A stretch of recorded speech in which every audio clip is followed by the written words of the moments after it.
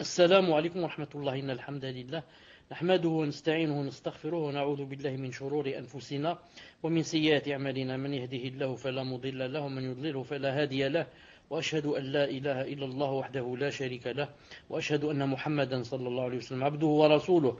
يا أيها الذين آمنوا اتقوا الله حق تقاته ولا تموتن إلا وأنتم مسلمون. يا أيها الناس اتقوا ربكم الذي خلقكم من نفس واحدة وخلق منها زوجها وبث منهما رجالا كثيرا ونساء، واتقوا الله الذي تساءل به والأرحام إن الله كان عليكم رقيبا. يا أيها الذين آمنوا اتقوا الله وقولوا قولا سديدا يصلح لكم أعمالكم ويغفر لكم ذنوبكم، ومن يطع الله ورسوله فقد فاز فوزا عظيما. ألا إن أصدق الكلام كلام الله، وخير الهدي هدي محمد صلى الله عليه وسلم، وشر الأمور محدثاتها، وكل محدثة بدعة، وكل بدعة ضلالة، وكل ضلالة في النار. حياكم الله en cette soirée du mercredi 16 Jumad al-Akhir à 1435 de l'Hégire, correspondant au 16 avril 2014, bi'idhnillahi ta'ala. Aujourd'hui, Inch'Allah, avec le 53e cours, bi'idhnillahi, le dernier du livre Le dogme du monothéisme de Cheikh Fawzan hafidahullah ta'ala. طيب. Juste on va récapituler un peu. Donc nous sommes dans le 6e et dernier chapitre, les bid'a. طيب. On a vu le premier sous-chapitre, la définition de l'innovation. On a vu le deuxième, l'apparition des innovations dans la vie des musulmans. On a vu le troisième, la position de la communauté musulmane vis-à-vis des innovateurs. Et le quatrième, c'est quelques exemples d'innovation contemporaine. Dans ce dernier chapitre, sous-chapitre, il y a deux ou trois choses. La première, il y a la célébration de l'anniversaire du prophète sallallahu alayhi wa sallam. On l'a vu. Il y a solliciter la bénédiction des endroits, des sites, des morts et autres. C'est ce qu'on va voir bi'idhnillahi subhanahu wa ta'ala aujourd'hui. Solliciter la bénédiction des endroits, des sites et autres. Une seconde.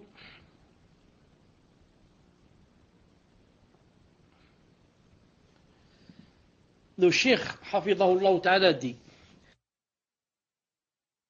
parmi les innovations introduites dans la sollicitation de la bénédiction auprès des créatures, ceci représente l'un des aspects du paganisme et un piège tendu par les escrocs pour détourner l'argent des naïfs.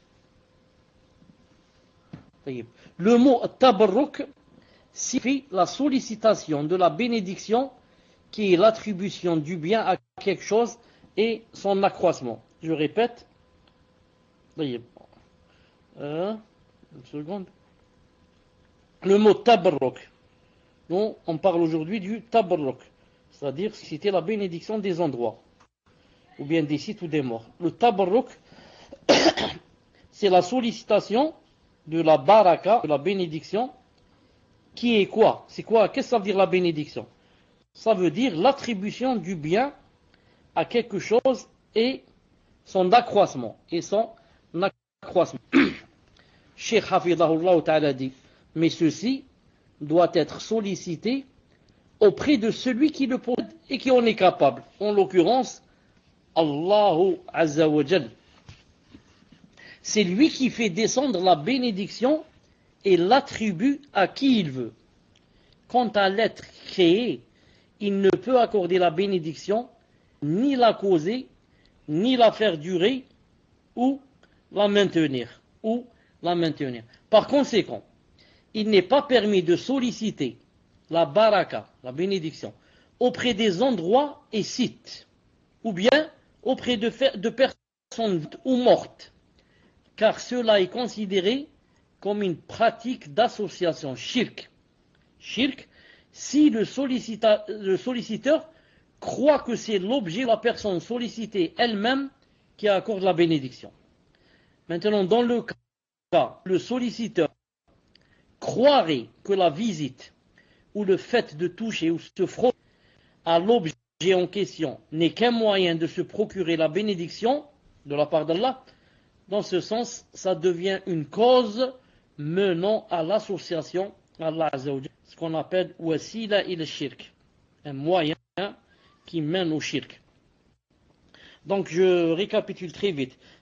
Quand quelqu'un va chercher la bénédiction d'une chose ou d'une personne ou d'un endroit par exemple, s'il va croire que cette chose elle-même ou que cet endroit elle-même ou que ce mur lui-même, s'il va se frotter par exemple dessus, il va lui donner la bénédiction, dans ce cas il a fait le grand shirk et il est sorti de l'islam. Mais si maintenant, en allant se frotter contre un mur ou bien dans un endroit, croire que cet endroit est béni, il va me donner de la bénédiction, ou bien cette personne va me donner la bénédiction, mais je dis, c'est seulement une cause. C'est Allah Ta'ala qui me donne cette bénédiction. Mais c'est juste un moyen. Dans ce cas, c'est quoi? C'est un moyen au shirk. C'est wasila il shirk. En d'autres termes, c'est un petit shirk. C'est un petit shirk. Quant au fait que les compagnons, radiyallahu ta'ala anhum, cherchaient la bénédiction dans les cheveux du prophète sallallahu alayhi wa sallam, dans sa salive et ce qui se détachait de son corps, c'était une caractéristique propre au prophète sallallahu alayhi wa sallam. La preuve que c'est propre à lui, c'est que les compagnons radiyallahu ta'ala anhum ne sollicitaient pas sa bénédiction auprès de sa chambre ou son tombeau après sa mort sallallahu alayhi wa sallam, et ne se rendaient jamais dans les lieux où il faisait la prière ou bien où il s'asseyait pour chercher la bénédiction. Donc, une pareille pratique interdite à l'égard des tombeaux des saints à plus forte raison.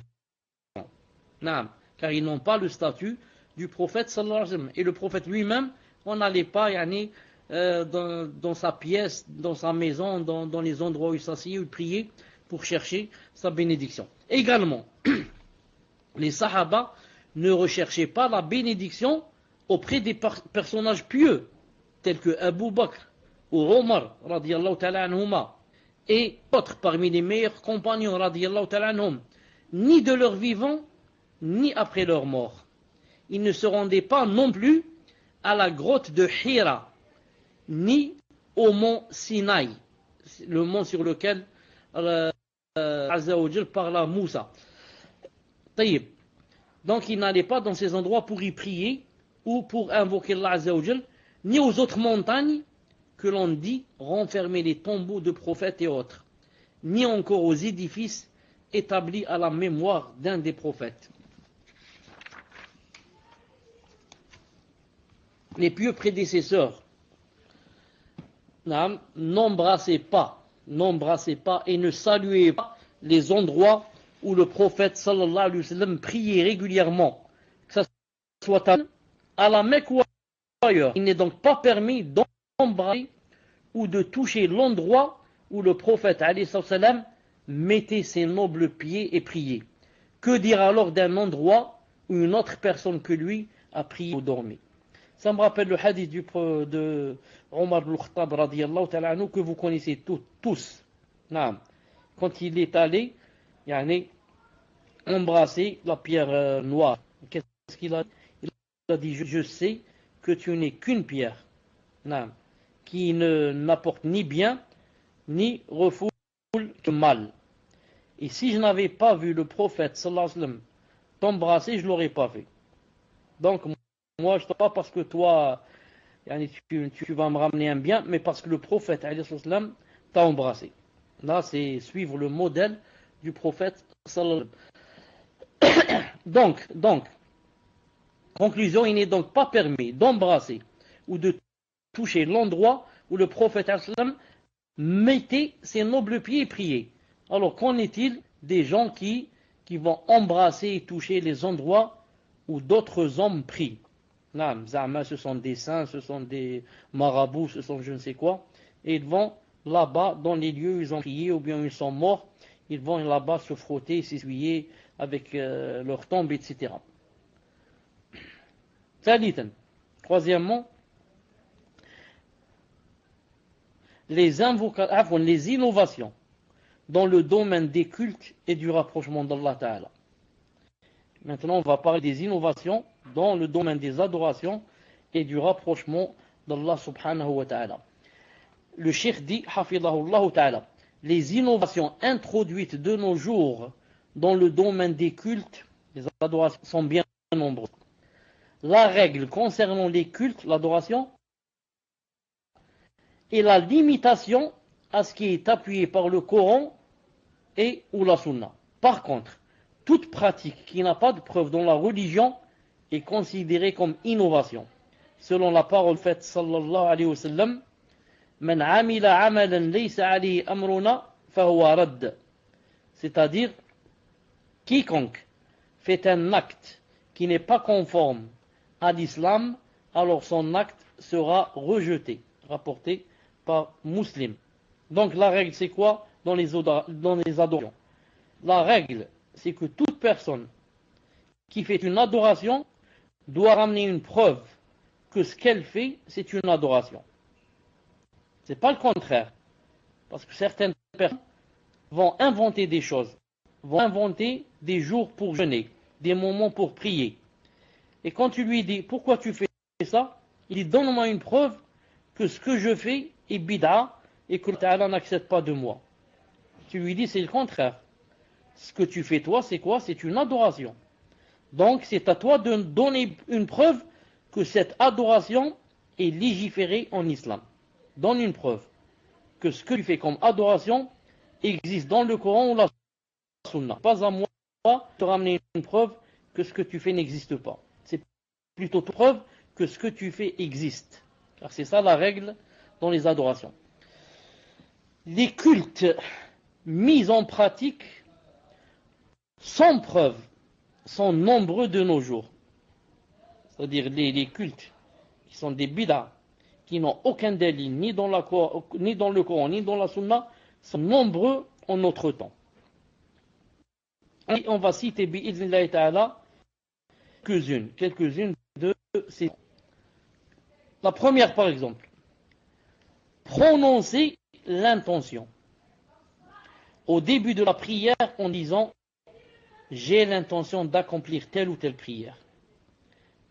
La première, prononcer l'intention au début de la prière en disant j'ai l'intention d'accomplir salat al-asr. Ya Allah, j'ai l'intention d'accomplir salat al-asr. Et comme ça. C'est bid'a. Pourquoi? Il s'agit d'une innovation parce que cela ne fait pas partie de la sunna du prophète sallallahu alayhi wa sallam. Et Allah Azza wa Jal a dit dans le Coran قُلْ أَتُعَلِّمُونَ اللَّهَ بِدِينِكُمْ وَاللَّهُ يَعْلَمُ مَا فِي السَّمَاوَاتِ وَمَا فِي الْأَرْضِ وَاللَّهُ بِكُلِّ شَيْءٍ عَلِيمٌ. Est-ce vous qui apprendrez à Allah Azza wa Jal votre religion? Il a dit alors que Allah Azza wa Jal sait tout ce qui est dans les cieux et sur la terre.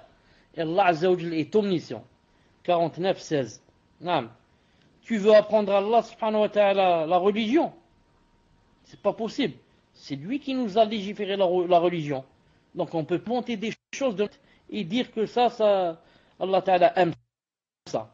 Il faudrait avoir des preuves que Allah a légiféré tel ou tel.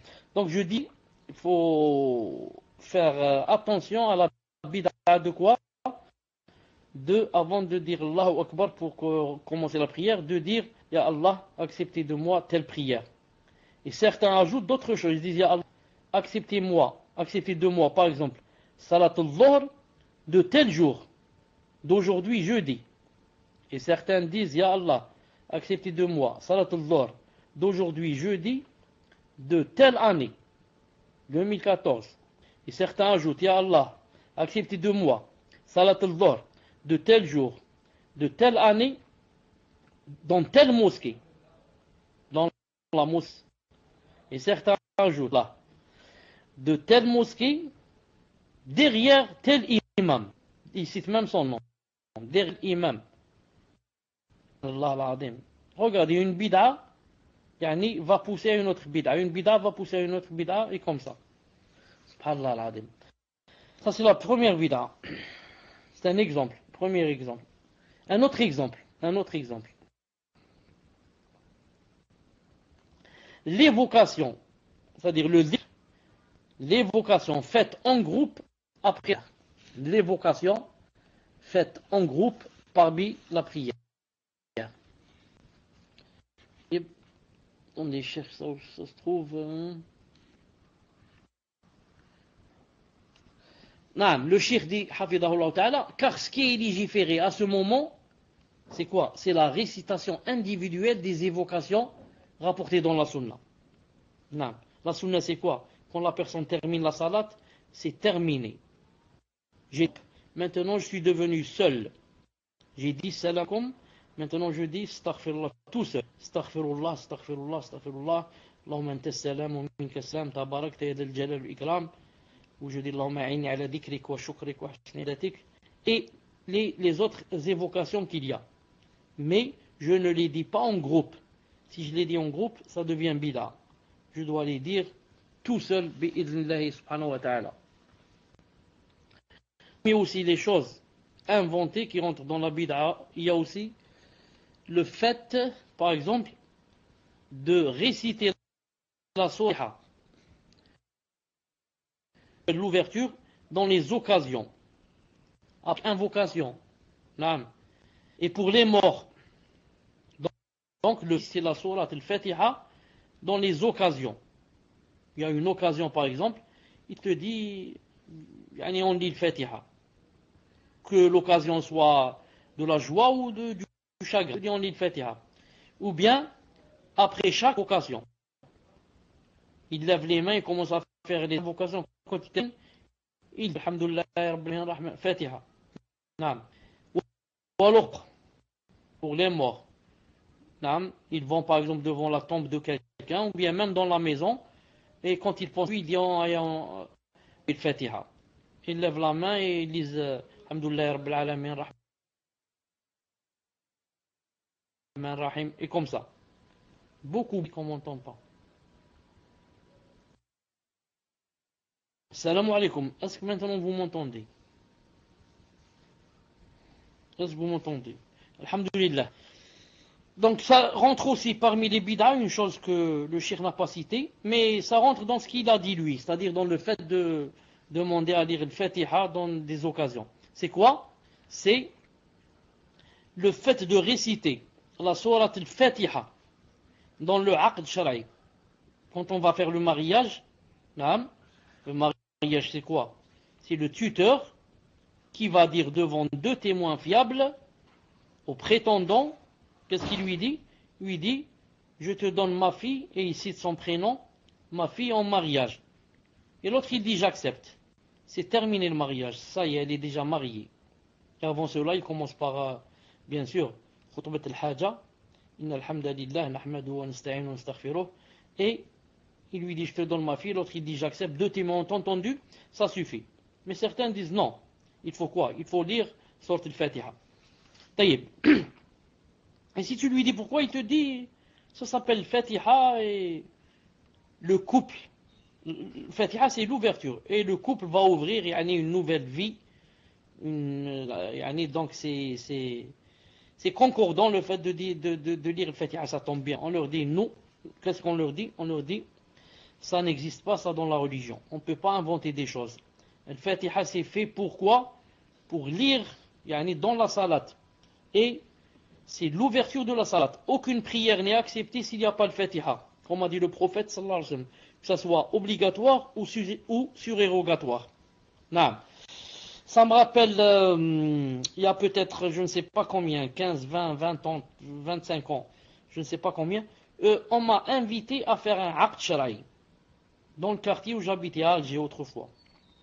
J'ai été et j'ai fait le aqd shara'i.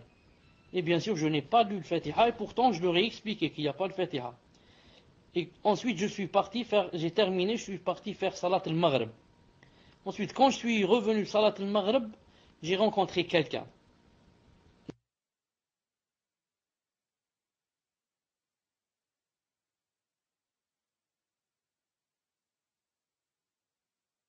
Il m'a dit, Cheikh, je crois qu'il était présent avec l'imam de la mosquée. Qu'est-ce qui se passe? Vous m'entendez pas? Vous m'entendez pas? Qu'est-ce qui se passe? Sinon, je sors et je reviens. Si vous m'entendez pas, je sors et je reviens. Alhamdulillah.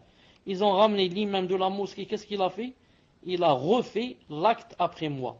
Il a refait l'acte après moi, et bien sûr, a lu le Fatiha, parce qu'on lui a fait la condition qu'il fallait lire le Fatiha. Ça fait combien? Ça fait 20 ou 30 ans.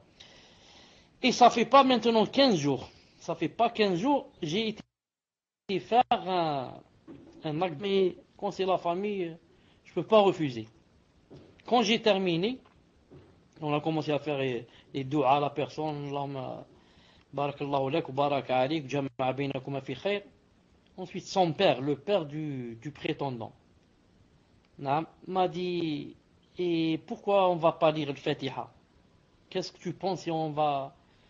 J'ai fait semblant de ne pas comprendre. J'ai dit, c'est quoi le Fatiha ici? Yani, on va lire Alhamdulillah et qu'est-ce qu'on va faire?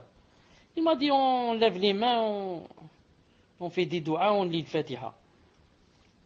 Je lui ai dit ce qu'on a fait, bi'idhnillahi ta'ala, est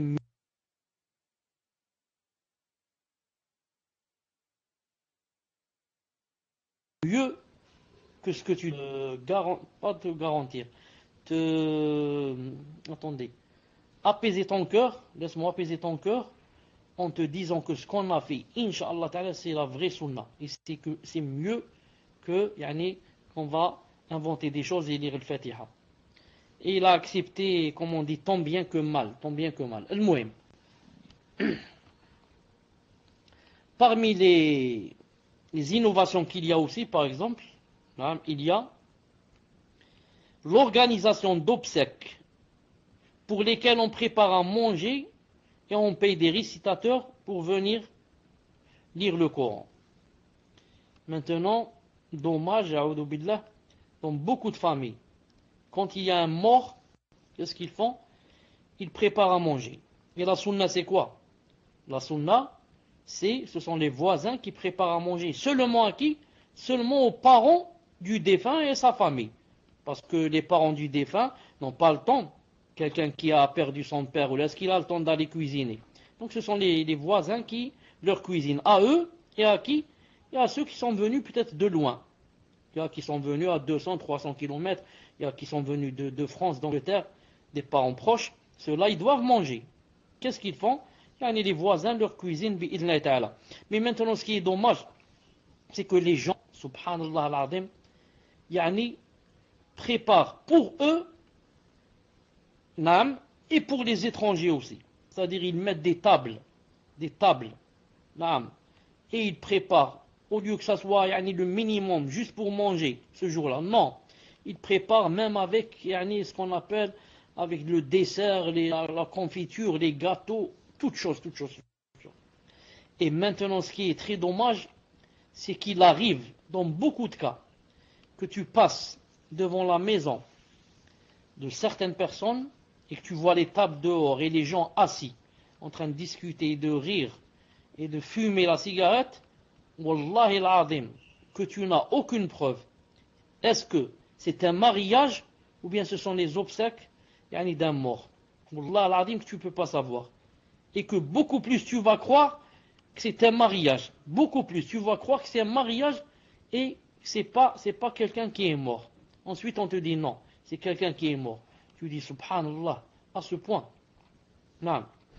Donc la sunna, inshallah ta'ala, c'est que quand il y a un mariage, quand il y a comme ça une mort, et que quelqu'un va par exemple chez la famille du mort pour leur faire les condoléances, de ne pas s'asseoir pour manger. De ne pas s'asseoir pour manger. Mais juste en restant debout, il dit, voilà, lillahi ma a'ta, lillahi ma akhad, lillahi ma akhad, lillahi ma a'ta, wa kullu shay'in 'inda Allah ila ajalin musamma, fasbir wahtasib. C'est tout, fasbir wahtasib. Si on ne connaît pas la doua, on lui dit quelque chose qui se rapproche. On lui dit, qaddarallahu ma sha'a fa'al, tout le monde va mourir, alors patiente. Non, comme ça dit. Et maintenant, si on est de la famille, c'est autre chose. Mais si on n'est pas de la famille, on doit juste dire les condoléances et partir. Taïb, qu'est-ce qu'il y a encore? Est-ce qu'il ajoute autre chose? Non, le cheikh dit, comme autre exemple de toutes ces choses ne sont que des innovations non et des entraves au sujet desquelles Allah Azza wa Jalla n'a fait descendre aucune preuve. Il y a aussi parmi les bid'a, la célébration d'événements religieux tels que le voyage nocturne et l'ascension, l'Isra ou le Mi'raj, ainsi que l'hégire du prophète sallallahu alayhi wa sallam. Beaucoup de gens, na'am, qu'est-ce qu'ils font? Ils célèbrent yani, le voyage nocturne et l'ascension de l'Isra ou le Mi'raj. Qu'est-ce qu'ils font? Ou bien ils préparent à manger, ou bien ils prient cette nuit-là, ou bien ils font des cours dans la mosquée. Des fois même ils font des cours dans la mosquée. Pourquoi tu fais des cours aujourd'hui? Il te dit on célèbre le voyage du prophète sallam, Isra ou Mi'raj. Tout ça, ce sont des innovations qui n'ont aucun fondement dans la religion.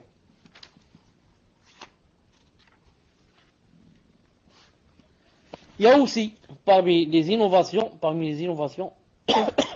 l'accomplissement d'une umrah dite rajabite, c'est-à-dire au mois de Rajab. Beaucoup de gens, au mois de Rajab, il va à la umrah.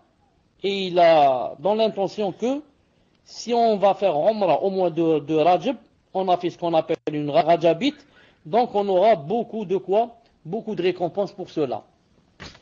Le Cheikh dit, de même que l'accomplissement d'une umrah dite rajabite au mois de Rajab, à côté d'autres cultes consacrés à ce mois, tels que des prières surérogatoires ou des jours de jeûne, tout ceci, malgré que ce mois ne se distingue en rien des autres mois, ni concernant la umrah, ni le jeûne, ni la prière, ni l'immolation ou un quelconque autre culte d'adoration. Tout cela n'existe pas et fait bid'a.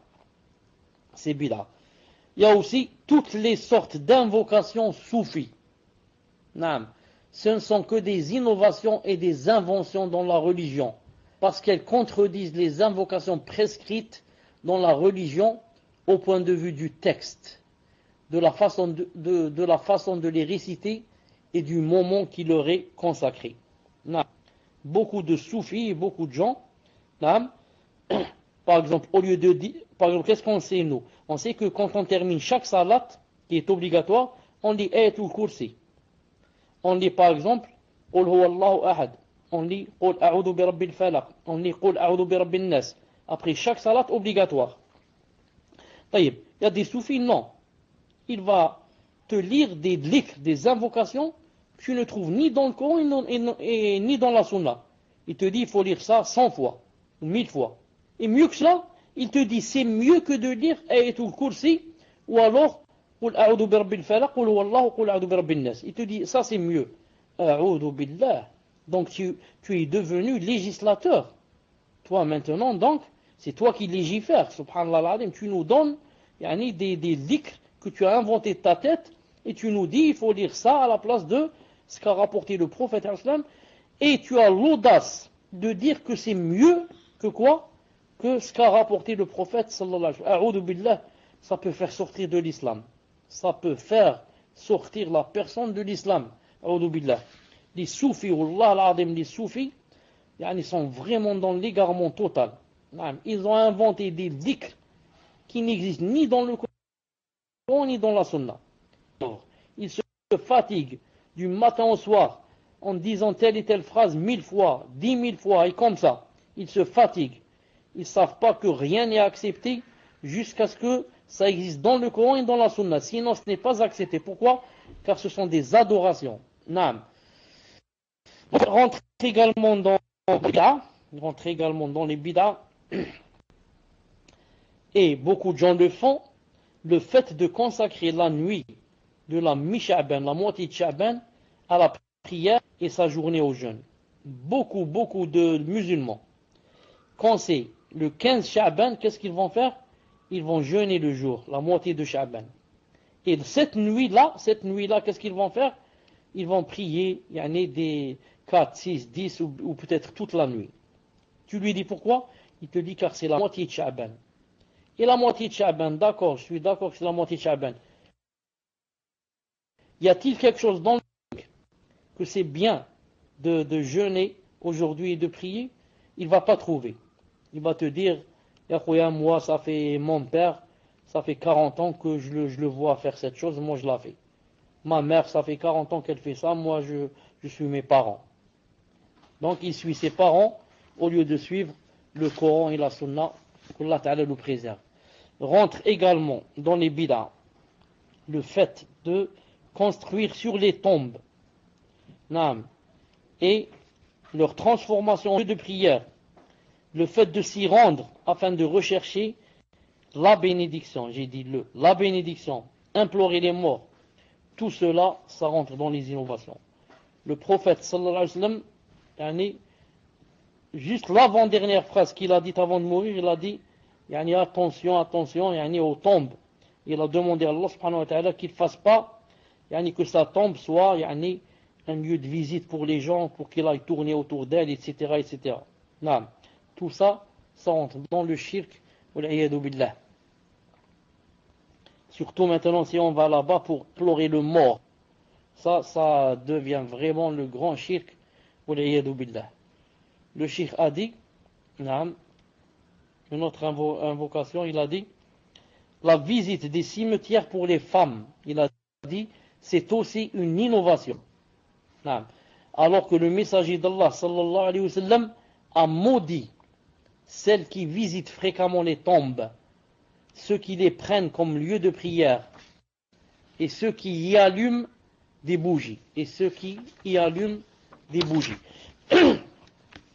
Je voudrais juste ajouter ici quelque chose, tout en respectant ce qu'a dit le Cheikh Hafidahullah Ta'ala. Je voudrais dire qu'il y a un deuxième avis qui dit que la visite des cimetières pour les femmes n'est pas interdite. Et cet avis est aussi fort, l'avis de Cheikh Al-Albani, rahimahullah ta'ala. Et parmi ces dalils, vraiment des dalils forts, que le prophète sallallahu alayhi wa sallam a dit, je vous avais interdit de visiter les tombeaux. Maintenant je vous le permets.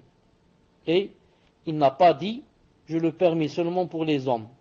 Mais il a dit, je vous le permets. Vous, c'est-à-dire les musulmans. Et parmi les dalils aussi, que le prophète sallallahu alayhi wa sallam a appris à Aïcha, quand elle lui a dit, Ya Rasulallah, qu'est-ce qu'on dit? C'est-à-dire si quelqu'un va au temple, qu'est-ce qu'on dit? Il lui a dit, tu dis tel et tel doigt. Tel et tel doigt. Par exemple, la doigt de Salamu ala qawmin, Salamu ala qawmi darin mu'minin. Non, c'est pas comme ça. Attendez, comment ça commence? Afwan, Salamu ala ahl diyar, min al-mu'minin wal-muslimin. Min al-mu'minin wa min al-muslimin. Wa inna, insha'Allah, bikum lahiqun, yaghfirullahu lana wa lakum. Et dans d'autres versions, Antum min al-mustaqdimin, wa nahnu min mustakhirin, Allah lana wa lakum al-afiyya. Et comme ça, il y a beaucoup de versions. Al-muhim. Donc, il lui a pas dit c'est interdit. Il lui a dit voilà ce que tu dis si tu vas à la tombe. Et aussi parmi les dalils, dans Sahih al-Bukhari, que le prophète sallallahu alayhi wa sallam est allé au cimetière.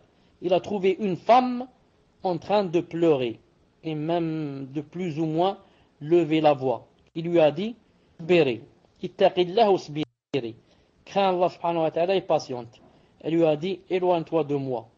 Ensuite, quand il est parti, alayhi salam, les gens lui ont dit à cette femme, lui ont dit, tu as reconnu c'est qui cette personne? Elle a dit non. Ils ont dit c'est le prophète sallallahu alayhi wa sallam.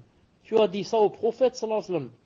Elle a vite couru, vers sa maison. Elle a dit quand je suis arrivé à sa maison, je n'ai pas trouvé de garde du corps devant la porte. Donc, elle a demandé la et est rentrée chez le prophète sallam, ou bien lui il est sorti. Et elle lui a dit, elle a demandé des excuses. Qu'est-ce qu'il a dit? Il a dit la phrase célèbre, il a dit Innama sabru inda sadmati al-oula. La patience se trouve dans le premier choc.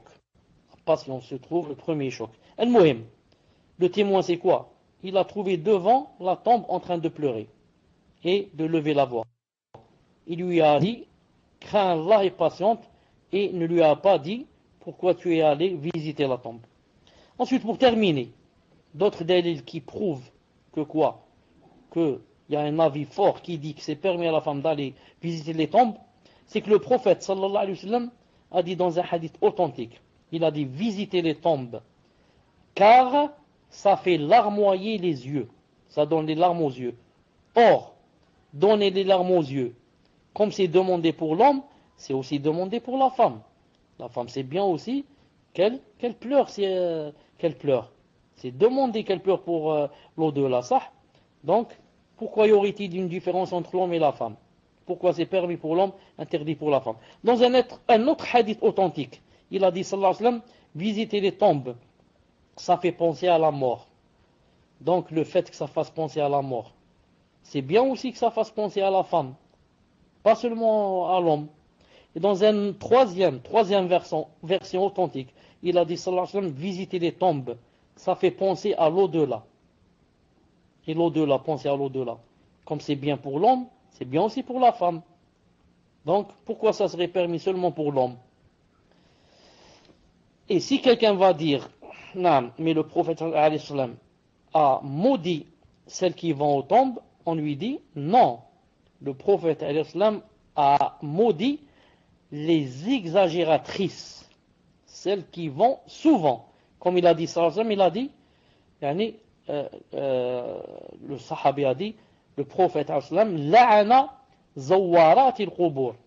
Il n'a pas dit za'irat al-qubur. Le prophète a interdit, ou plutôt a maudit, celles qui exagèrent en allant au tombeau. Et n'a pas dit, elles sont maudites celles qui vont au cimetière. Il y a une grande différence entre les deux. Si une femme maintenant, elle va dire, chaque jour je vais aller au cimetière, on lui dit, tu rentres dans la malédiction. Si elle dit, un jour je vais, un jour non, on lui dit, tu rentres dans la malédiction. C'est beaucoup. Mais si maintenant, elle reste 2, 3, 4 mois, elle ne va pas là, au cimetière. Ensuite, elle trouve quelque chose dans son cœur, elle dit, je vais pour me rappeler la mort et pour me rappeler l'au-delà, et pour larmoyer les yeux, et pour voir mon fils qui est mort, et elle part. Elle va là-bas, une fois tous les 3 mois, une fois par an, une fois. Ça, ce n'est pas interdit, d'après le deuxième avis, Inch'Allah ta'ala. Taïb, pour terminer, le cheikh dit, les innovations conduisent à la mécréance et constituent un ajout dans la religion que ni Allah, ni son envoyé, ni Allah ni son envoyé n'ont décrété. L'innovation est pire que le péché majeur. Subhanallah l'adem. Vous savez, il y a le shirk. Parmi les péchés, si on va détailler les péchés, le premier péché, c'est quoi? C'est le grand shirk. Non, c'est le shirk. Ensuite, qu'est-ce qu'il y a? Ensuite, il y a la bid'a. Non. Ensuite vient le péché majeur, c'est-à-dire le grand shirk. Ensuite, le petit shirk. Ensuite, la bid'a. Ensuite vient le péché majeur. Ensuite, le petit péché. En fait, il dit, elle fait plus plaisir à Satan que les grands péchés. Pourquoi? Car le pécheur sait, celui qui fait les grands péchés, il sait qu'il est en train de commettre une désobéissance envers Allah, ce qui le pousse au repentir. Quant à l'innovateur, il croit que son innovation est un moyen de se rapprocher d'Allah, et par conséquent, il ne se repent pas. Non. Celui qui fait le grand péché, il est en train de faire, et que Allah est en colère contre lui, et qu'il doit faire le repentir, Inch'Allah, il va le faire. Mais celui qui innove ne sait pas. Il croit qu'il est mieux que toi. Il te dit, moi j'ai des dalils, c'est toi qui es dans la faute. Regarde, moi ce que je dis. Allah Ta'ala a dit, son prophète a dit, il te ramène comme ça des choses qui n'ont rien à voir avec sa bid'a. C'est pour ça que les savants disent, en fait, il y a deux sortes d'ignorance. L'ignorance simple et l'ignorance complexe. Celui qui fait le grand péché, c'est quelqu'un qui a une ignorance simple. Et celui qui innove, c'est quelqu'un qui a une ignorance complexe. Pourquoi? Parce qu'il ignore deux fois. La première, il ignore parce qu'il a fait faux. Et la deuxième, car il ignore qu'il ignore. Il ignore qu'il ignore, il ne sait pas. En outre, les innovations suppriment les traditions prophétiques et les rendent détestables. Non, quand quelqu'un innove, qu'est-ce que ça veut dire? Ça veut dire qu'il a enlevé une sunna et il a placé à sa place une innovation. Ainsi que ceux qui la pratiquent, je répète, en outre, les innovations suppriment les traditions prophétiques et les rendent détestables, ainsi que ceux qui la pratiquent, al-sunnah, auprès des innovateurs. Al-sunnah sont détestés auprès des innovateurs. Les innovateurs n'aiment pas al-sunnah. Tu te dis, regarde celui-là, Zama, il suit le prophète et ceci et cela. Il n'aime pas al-sunnah. Pourquoi? Parce qu'il sait qu'il est dans la bid'a. D'autant plus que l'innovation ne fait qu'éloigner d'Allah Azza wa Jal, provoque sa colère et son châtiment. Et l'innovation est à l'origine de la déviation et de la corruption des cœurs. Qu'Allah subhanahu wa ta'ala nous préserve. Comment se comporter envers les innovateurs? Cheikh Hafidahullah ta'ala dit: il est interdit de rendre visite à un innovateur et de le côtoyer, sauf pour le conseiller et dénoncer sa pratique. Sinon, il peut influencer en mal celui qui le fréquente, et ainsi ce mal risque de se propager. Il faut mettre les gens en garde contre lui et son mal, si l'on ne peut l'empêcher de pratiquer son innovation. Il incombe aux savants et aux dirigeants musulmans d'interdire les innovations, de punir les innovateurs et de les dissuader, car le danger des innovations est imminent pour l'islam et les pays mécréants les encouragent et les aident de diverses façons à propager leurs innovations, du fait que cela contribue à détruire l'islam et à nuire à son image. Nous demandons à Allah Azza wa Jal de porter secours à sa religion, de faire en sorte que sa parole soit au-dessus de tout et de vaincre ses ennemis. Qu'Allah prie sur notre prophète Mohammed et lui adresse ses salutations, ainsi que sa famille et ses compagnons. Mouhim, je relis ce qu'il a dit ici. Il a dit: il est interdit de rendre visite à un innovateur et de le côtoyer, sauf pour le conseiller et dénoncer sa pratique. Non. Pourquoi il est interdit de le côtoyer? C'est dommage, tu trouves beaucoup de gens qui aiment la sunna, etc., et aiment le din, mais ils ont comme amis des innovateurs et des innovatrices. Des innovateurs, des frères musulmans et des sœurs musulmanes, des tablirs, des ahbaj, et comme ça. Non. Et tu le trouves comme ami de lui. Alors que ça ne peut pas marcher. Pourquoi? Car si on le côtoie, c'est juste pour lui donner des nasiha. Naam. Sinon, c'est interdit. Pourquoi? Car il va te donner son poison sans que tu le saches. Et il va te contaminer sans que tu le saches. Naam, il va te faire du mal sans que tu le saches. Ensuite, toi, tu peux tromper les gens. Les gens disent: regardez, donc celui-là, il est côtoyé par X et Y des salafis, donc il est quelqu'un de bien. Sinon, on ne serait pas avec lui. Ensuite, le prophète a dit: La tusahib illa mu'minan. Ne côtoie qu'un croyant. Wa la ya'kul ta'amaka illa taqi. Et ne doit manger disons, qu'un pieux. Taïb. Il dit ici que j'ai dit que c'était interdit de côtoyer un innovateur. Déjà le prophète a dit dans un hadith authentique, il a dit, comment qu'il a dit? Il a dit, attendez, le hadith qui parle des soldats regroupés. Attendez, comment qu'il a dit? Qui peut me rappeler comment commence le hadith? J'ai pas ma tête avec moi. Qui se rappelle le hadith qui, au milieu, le prophète, comme des soldats enrégimentés? Attendez, je pense un peu à ce hadith. C'est pas le mu'min pour son frère, non. Les âmes, qui parlent des âmes. Al-arwah junud mujannada. Naam. Il a dit les âmes sont comme des soldats regroupés, enrégimentés. Il a dit les âmes qui se connaissent, se reconnaissent, il a dit s'unifient. Et celles qui n'est-ce pas, fuient l'une de l'autre. À peu près, comme ça il a dit sallallahu alayhi wa sallam dans un hadith authentique. Donc maintenant, les âmes qui se reconnaissent s'unifient. Si maintenant toi tu es avec un mubtadi' et ça te plaît de t'asseoir avec lui, c'est pas pour lui faire des nasiha. Non.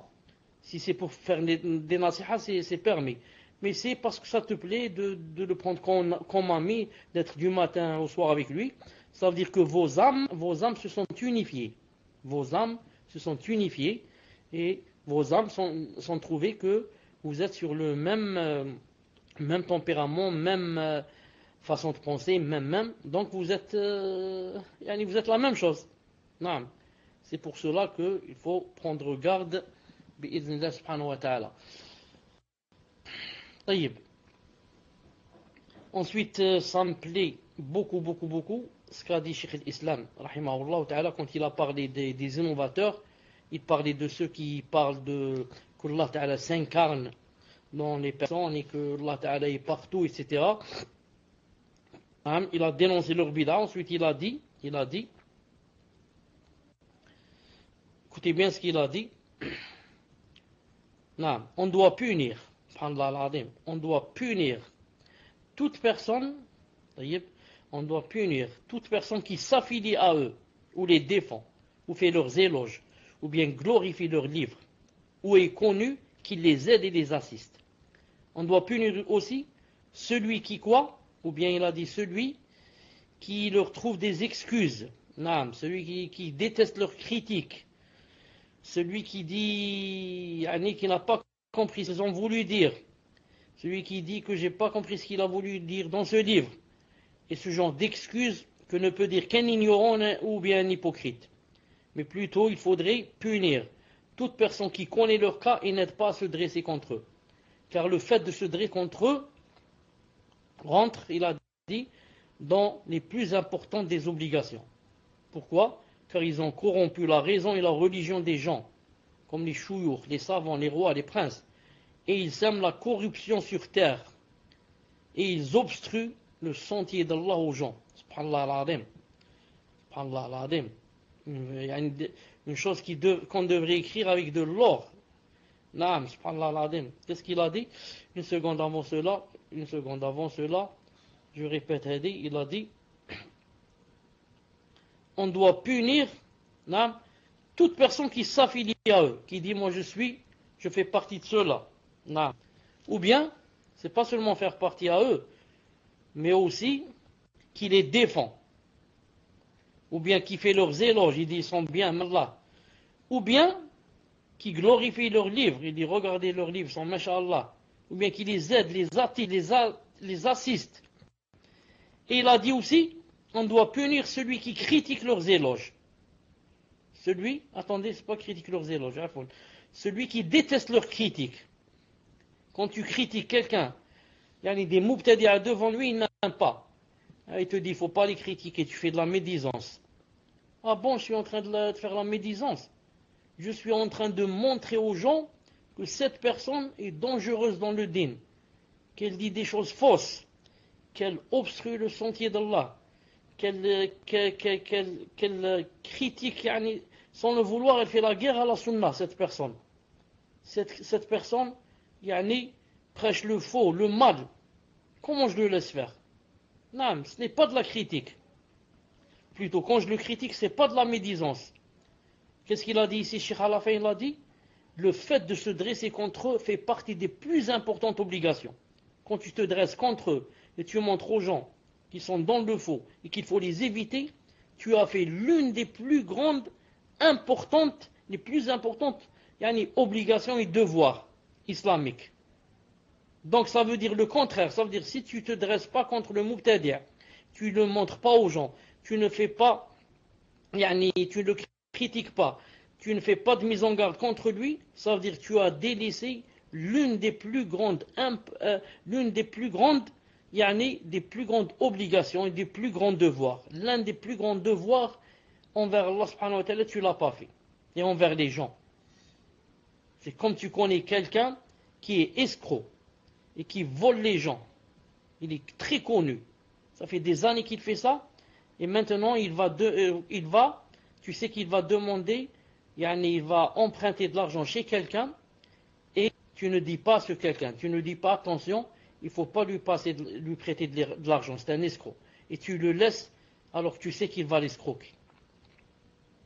C'est un peu comme si, ta voisine, tu sais qu'il y a quelqu'un qui est venu lui demander sa main ou qui va lui demander sa main, et que ce quelqu'un, par exemple, c'est un bouddhiste, ou c'est un chrétien, il se fait passer pour un musulman, par exemple. mais c'est quelqu'un de vraiment qui prend la drogue matin et soir. Et tu n'avertis pas ta voisine, tu lui dis pas attention, lui-là je le connais bien, voilà ce qu'il est, voilà ce qu'il est. Tu la laisses comme ça. Non.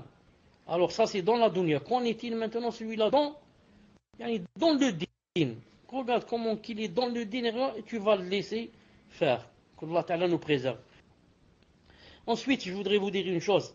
Nous, quand on fait, par exemple, on met en garde contre quelqu'un. Et quand on, par exemple, on lui parle pas, etc., à cause de sa bid'a. À cause de sa bid'a. Non.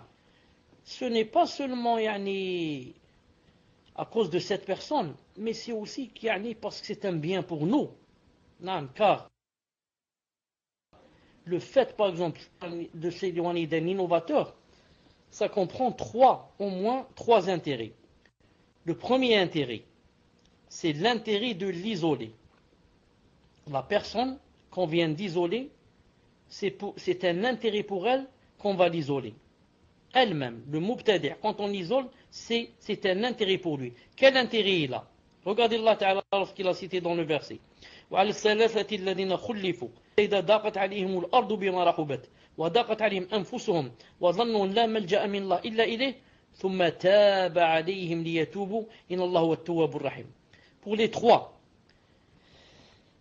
qui étaient restés à l'arrière, toute vaste qu'elle fut, la terre leur paraissait exiguë. Ils se sentaient à l'étroit dans leur propre personne et ils pensaient qu'il n'y avait d'autre refuge auprès d'Allah qu'auprès de lui. Puis, c'est ça le témoin, puis il agréa le repentir pour qu'il revienne à lui, car Allah est l'accueillant au repentir et le miséricordieux. Donc, je répète, il y a un intérêt pour le mubtadi'. C'est quoi l'intérêt? Pour qu'il revienne vers Allah subhanahu wa ta'ala. Comme les trois ici qui sont revenus à Allah ta'ala. Quand il voit que les gens ne lui parlent plus, etc., qu'est-ce qu'il va dire? Il va dire, je la faute. Il faut que je fasse tawbah et que je revienne. Si maintenant tout le monde l'accueille, tout le monde lui sourit, il ne va pas revenir vers le haqq. Donc c'est un bien même pour lui. Ça. Et deuxièmement, il y a un intérêt pour celui qui l'a isolé. Moi, en m'éloignant de lui, il y a un intérêt pour moi. Quel est l'intérêt? L'intérêt, c'est qu'il ne me donne pas son poison. L'intérêt, c'est pour qu'il n'influe pas sur moi. Comme a dit le prophète, sallallahu alayhi wa sallam, dans le hadith authentique. Il a dit, l'exemple du bon compagnon et du mauvais compagnon, c'est comparable à celui qui vend du musc et au forgeron. Celui qui vend du musc, ou bien il t'en fait cadeau, ou bien il t'en vend, ou bien tu profites de sa bonne odeur. Dans les trois cas, tu es gagnant. Quant au forgeron, toujours tu es perdant. Car ou bien il brûle tes vêtements, ou bien il t'enfume avec sa mauvaise odeur. Donc, toi quand tu fréquentes un mubtadi', toujours il va te faire un mal. Toujours. Comme qui? Comme le forgeron. Ou bien il va brûler tes vêtements, ou bien il va t'enfumer. La même chose de mubtadi'. Ou bien il va te brûler, ou bien il va t'enfumer. La moindre des choses, il va te donner des doutes. Il va te donner des choubouettes. Donc, moi je m'éloigne de lui, il me laisse tranquille. Et il me laisse mon cœur tranquille. Non. Que j'aime pas entendre ces choubouettes et ces dalils, etc. Parce qu'il va surtout que j'ai pas beaucoup de science, il va me donner des ambiguïtés.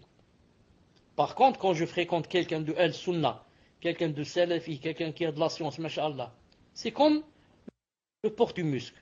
Ou bien il va me faire cadeau, ou bien il va me vendre, ou bien, alhamdoulilah, j'étais en bonne compagnie, il y a la bonne odeur. Ça, c'est le deuxième intérêt. Et le troisième intérêt, quand on exile quelqu'un, il y a l'intérêt des gens. Il y a l'intérêt des gens. C'est quoi le délit de l'intérêt des gens? Les gens, quand ils vont nous voir, qu'on ne parle pas avec lui, qu'il est isolé, ils vont éloigner de lui. Car quand ils vont te voir avec lui, ils vont dire donc il est quelqu'un de bien. Mais maintenant, quand tu l'as isolé, tu as aidé les gens aussi à ce qu'ils ne tombent pas dans son piège. Comme faisait le prophète sallallahu alayhi wa sallam lorsqu'il délaissait la prière mortuaire sur l'endetté. Quand il commençait les premiers temps de l'islam, il ne priait pas sur celui qui avait des dettes. C'est l'intérêt de qui? L'intérêt des gens. Comme ça, les gens, quand ils vont voir le prophète sallallahu alayhi wa sallam ne pas prier sur quelqu'un qui a des dettes, ils vont peur des dettes. Personne ne va s'endetter. Il va dire, moi, Si je m'endette, il faut que je paye. Car j'ai peur, si je meurs, le professeur ne va pas prier sur moi. Et les musulmans ne vont pas prier sur moi. Donc c'est pour l'intérêt des gens de s'éloigner aussi du mubtadi'. Donc vous voyez que le fait de s'éloigner d'un mubtadi', ça comporte au moins trois intérêts. Ça comporte l'intérêt du mubtadi' lui-même, l'intérêt du sunni qui s'est éloigné de lui, et l'intérêt des gens pour qu'ils ne tombent pas dans leur piège. Que Allah subhanahu wa ta'ala nous aide. Pour terminer, dire, seulement il faut être Dieu. Ni laxiste, comme certains frères et sœurs qui, quand tu veux parler du mubtadi', tu mets en garde, ils te disent tu fais de la médisance. Celui-là miskin, il est laxiste. Il n'a pas dans le cœur le fait le fait de combattre la bid'a. Et il y a qui? Les exagérateurs et exagératrices. Juste pour un péché, il va t'exoler, il va plus te parler. Juste pour un péché, ce n'est même pas une bid'a. Car vous savez, tout bid'a est un péché. Mais pas tout péché c'est une bid'a. Vous savez ça. Tout bid'a, toute innovation est un péché. Mais pas tout péché est une innovation. Je vois quelqu'un tendre sa main à une femme. Il a fait une bid'a ou il a un péché? Il a fait un péché. Est-ce que ça veut dire que pour une fois il a tendu sa main, peut-être il était dans la contrainte, peut-être il a eu honte, peut-être ceci, cela? Est-ce que ça veut dire que je vais l'isoler, je ne vais plus jamais lui parler? Et peut-être même pas lui donner de nasiha.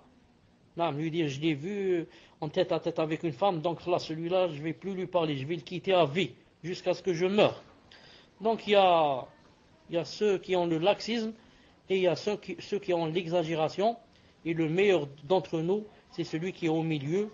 Bi'idhnillahi subhanahu wa ta'ala. Ensuite, aujourd'hui j'écris fin du livre et non pas fin du cours. Naam. Et et je remercie le Tout-Puissant qui nous a aidés à commencer ce livre et à le terminer bi'idhnillahi subhanahu wa ta'ala. Et qu'Allah subhanahu wa ta'ala remplisse de récompenses la personne qui nous a envoyé ce livre et qu'il lui donne, qu'il lui laisse ses récompenses et lui remplisse la balance demain quand cette personne va rencontrer Allah subhanahu wa ta'ala. Et qu'il remplisse de récompenses toutes les personnes qui ont assisté avec nous, qui ont fait des efforts pour assister du début à la fin, ou alors des efforts pour assister à la plupart des cours, ou alors des efforts pour assister à cours. Allah subhanahu wa ta'ala qui nous aide à ce qu'on applique bien ce qu'on a appris dans ce livre et qui nous aide à commencer, Inch'Allah ta'ala. Comme ça on va commencer samedi un mercredi un autre livre nouveau bi'idna subhanahu wa ta'ala, que Allah subhanahu wa ta'ala nous aide à choisir et à faire le bi'idna subhanahu wa ta'ala. Ensuite, comme je vous ai dit une fois, j'ai dit toujours, il faudrait apprendre à lire des livres et non pas à feuilleter les livres et lire 2-3 pages et notre livre. Comme ça, jamais la personne ne sera un talibouin. Un talibouin, pour qu'il devienne un talibouin, il faut qu'il lise des livres, des tomes. Non. Quand il commence un livre, du début jusqu'à la fin, même s'il comporte 4, 5, 10 tomes, s'il le commence, il doit le finir bi'idhnillahi ta'ala, avec un cahier, des cahiers devant lui, et une note. Non. Tel intérêt se trouve telle page, tel tome. Il le note. Comme ça, il en aura besoin pour réviser bi'idhnillahi ta'ala, car si quelqu'un lit comme ça sans écrire, il ne va pas pouvoir tout retenir. C'est pas possible. Donc il doit, Inch'Allah ta'ala, écrire et lire et noter bi'idhnillahi subhanahu wa ta'ala. طيب. Est-ce que, Inch'Allah ta'ala, vous auriez quelques questions avant que l'émission ne commence? Tfadlal. Salam alaikum wa rahmatullahi wa barakatuh. Est-ce qu'il y a du son? Alhamdulillah. Alhamdulillah. Cher, je vais poser la première question et ensuite, Inch'Allah, le frère Mahmoud prendra le relais. Assalamu alaikum, Cheikh. De nos jours, lors de la visite pour les condoléances, il est rare que les gens ne fassent pas à manger. Ils ne posent pas à manger et boire en incitant fortement pour qu'on boit et mange. Ma question est, est-ce que si on boit ou on mange à contre-cœur pour ne pas les vexer, cela entre dans, cela entre dans le péché ou la bid'a? Jazakallahu khair. Tafadal ya Cheikh. Normalement, Inch'Allah Ta'ala, ça rentre dans le péché. Car les salafs disaient que le fait de s'asseoir seulement, ça rentrait dans l'interdiction. Pas seulement de manger. De s'asseoir sur une chaise déjà et s'asseoir, ils ont dit que ça rentrait dans le péché. Bien sûr, je ne parle pas de la famille. Je parle des étrangers. Maintenant, pour les étrangers, il faudrait savoir que ce n'est pas obligé d'aller chez lui pour éviter tout cela. Je peux lui téléphoner. Non, lui téléphoner. Ou bien, le guetter. Quand il est loin de la maison, je vais à sa rencontre. Et je lui dis. Ou bien, je vais dans son travail. Non, je vais là où il travaille. Et je lui fais des condoléances. Non, surtout que maintenant, j'ai dit, il y a le téléphone, alhamdoulilah. Car si je vais chez lui, non, il va être obligé à me donner à manger. Et si je mange maintenant, je suis entre deux feux. Le ravir et rendre Allah Ta'ala en colère. Ou bien le mettre en colère et ravir Allah Subhanahu wa Ta'ala. Donc moi, pour éviter tout ça, il vaut mieux que je n'aille pas chez lui. Et que je lui fasse des condoléances par téléphone, ou bien je vais chez lui, là où il travaille, ou bien là où je sais qu'il se trouve, mais pas dans sa maison. C'est mieux. Non. Tfadal. Assalamu alaikum. Est-ce qu'il y a du sang?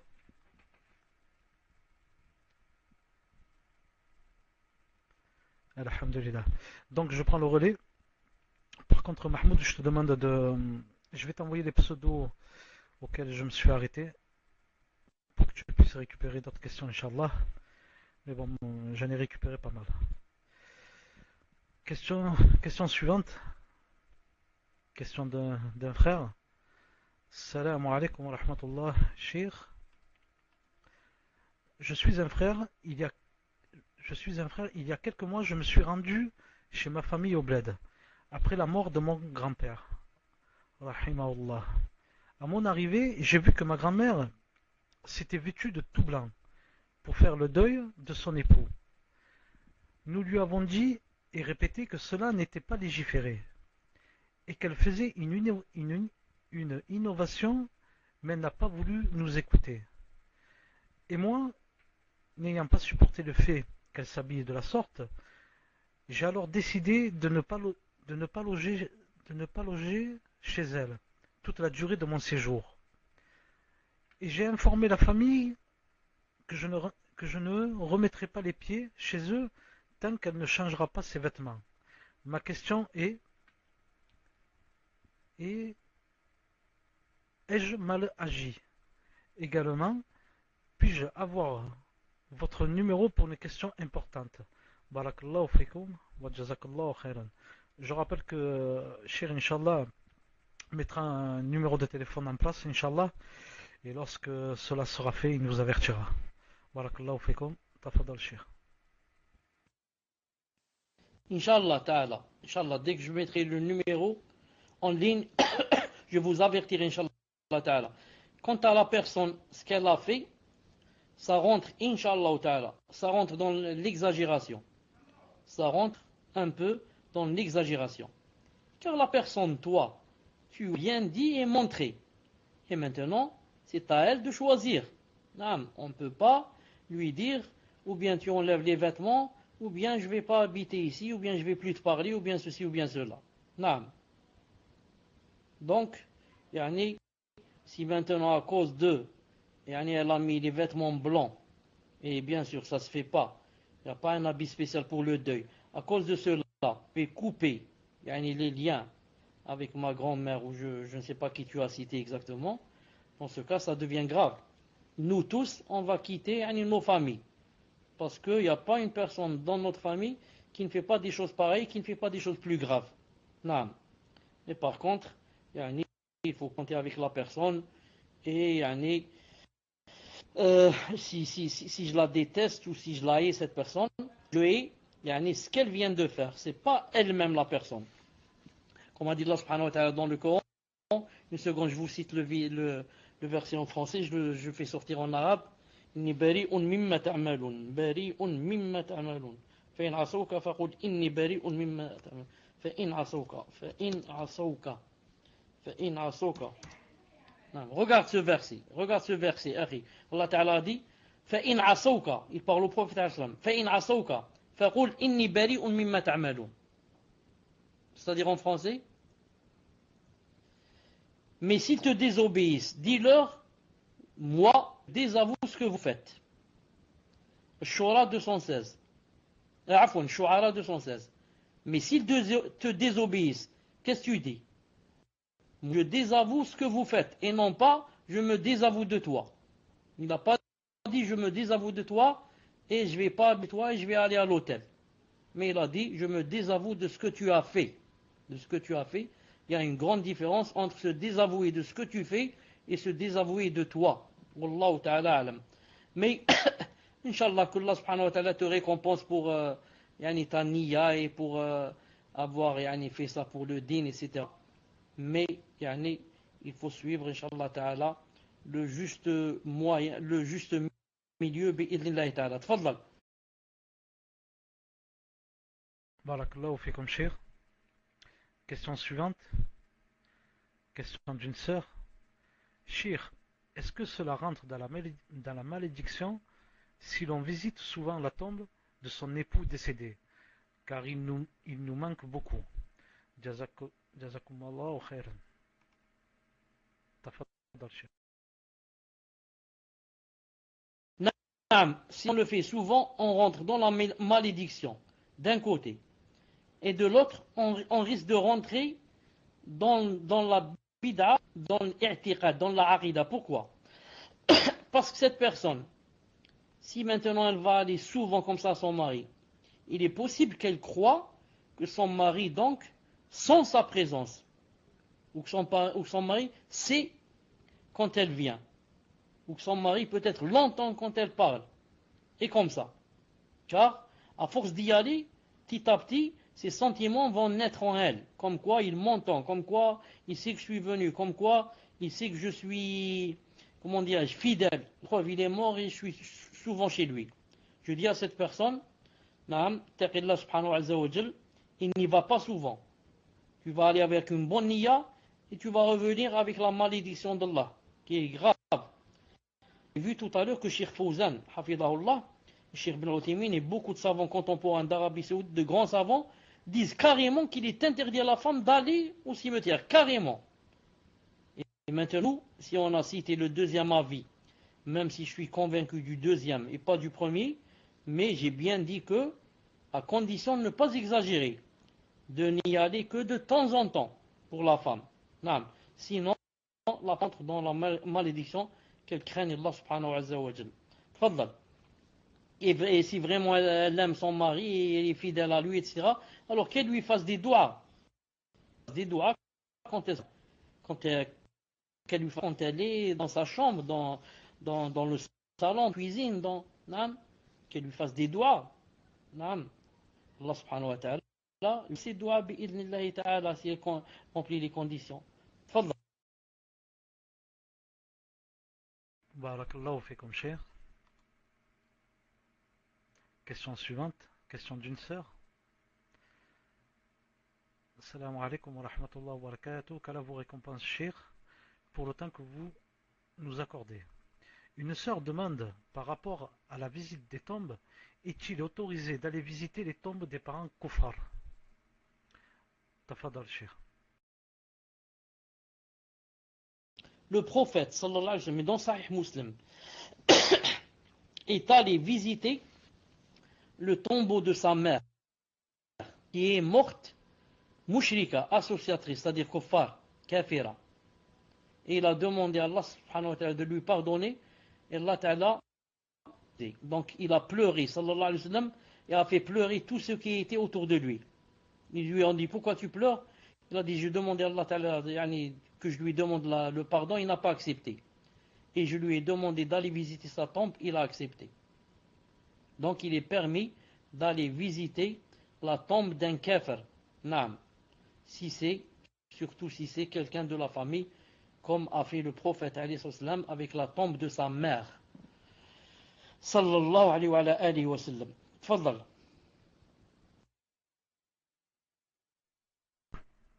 Barakallahu fikum, cher. Question suivante. Question d'une sœur.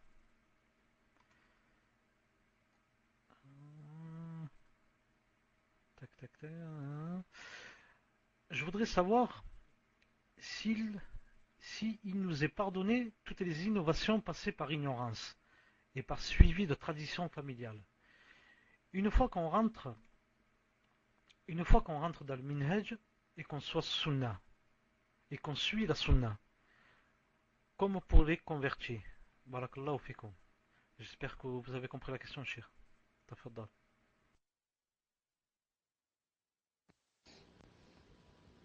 Naam. Avant cela, je voudrais dire deux choses. Vous m'entendez? Oui, là. Tout à l'heure dans Salat Isha, je me suis souvenu ce qu'on doit dire quand on rentre à la tombe, quand on va au cimetière. On dit, parmi ce qu'on dit, Salam ala ahl diyar min mu'minin ou muslimin, wa yarhamullah. Tout à l'heure, moi j'ai dit, wa innakum min mustaqdimin. Alors, wa yarhamullah al-mustaqdimin minna ou al-mustakhirin.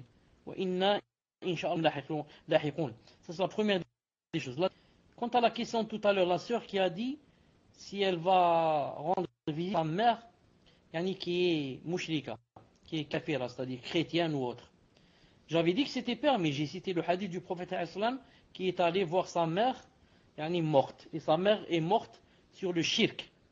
Mais ce que je voulais dire par contre, j'ai peur pour la personne, yani, quand elle y va, yani, de revenir avec un cœur plus gros et plus chagriné. Parce qu'elle sait que sa mère est morte dans le shirk. Et que Allah Ta'ala ne pardonne pas le shirk. Donc en ce sens, yani, c'est un peu difficile pour aller yani, la visiter, même si c'est permis. Je dis c'est permis. Mais maintenant, yani, comment que la personne va revenir de la tombe, ça c'est à elle de voir. Ce n'est pas une chose facile. Non.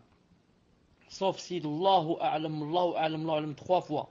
Si la personne vraiment vivait dans un endroit où elle n'a vraiment jamais entendu du prophète et qu'elle sera testée yawm al-qiyamah, Allahu a'lam. Non. Oh, je reviens à la dernière question maintenant, où la personne a dit, une seconde, il y a le téléphone, où est-ce qu'il bip là-dedans? Non. Une personne,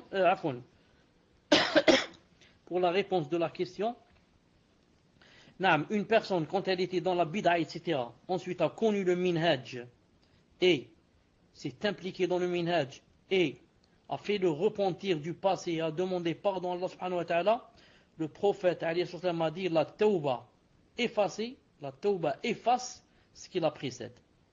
Si la personne a regretté ce qu'elle a fait, a demandé pardon et a mis dans le cœur et l'intention qu'elle n'y reviendrait pas et qu'elle déteste et regrette ce qu'elle a fait, Allah ta'ala lui pardonne et lui efface ses péchés et elle commence sur Allah ta'ala une nouvelle page bi'idhnillahi ta'ala. Tfaddal. Barakallahu fikum, cher. Par contre, je demanderai aux frères et aux sœurs d'ouvrir vos PV au frère Mahmoud, Inch'Allah, car il va récupérer quelques questions hors cours. Barakallahu fikum. Question suivante. Question d'un frère.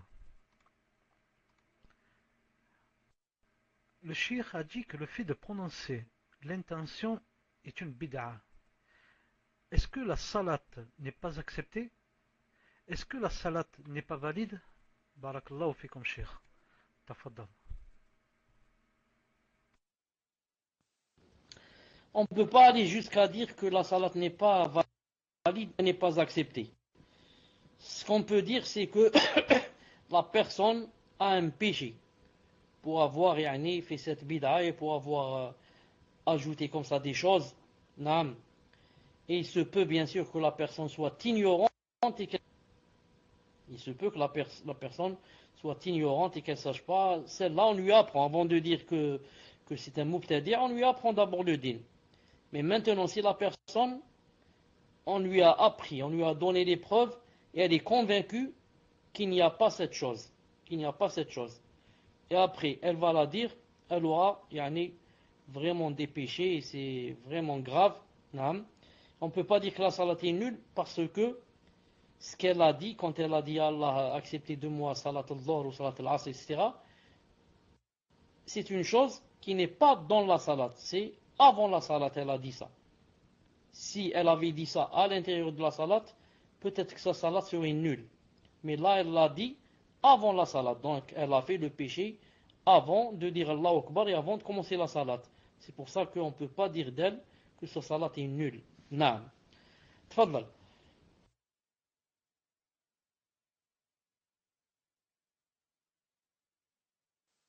Dans le même contexte, beaucoup de gens, quand je suis à la mosquée, je l'ai remarqué, beaucoup de gens, avant de dire Allahu Akbar, quand il lève ses mains pour dire Allahu Akbar, il dit d'abord Bismillah. Il dit Bismillah et il lève ses mains et il dit Allahu Akbar.